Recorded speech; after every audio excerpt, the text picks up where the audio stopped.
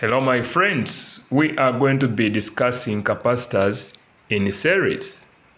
So we have two capacitors connected in series, one C1, another one C2, and they are connected to a battery of energy equivalent to voltage V. So each of these capacitors have got a voltage drop. So we have V1 across C1 and V2 across C2. Now, let's remember these facts.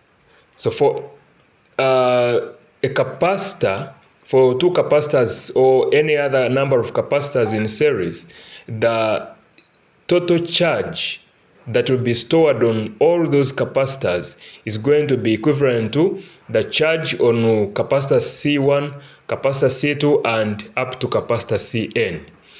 Also, another fact is that when we have two capacitors, the total voltage will equal to the sum of voltage drops on each of those two capacitors. Now, also bearing in mind that we have voltage times C equivalent to Q, we can make V the subject of the formula and actually have Q out of C. Therefore, that means V1 can be Q1 out of C1 and V2 will have Q2 out of C2. Meaning that if we substitute in this equation from equation 1, we can now bring the value of V, we put it here, so we bring it here, is equal to Q1 out of C1 plus Q2 out of C2. Meaning that now this is exactly how our equation is going to be if we consider equation 1, because we said Q1 and Q2 are equal to Q.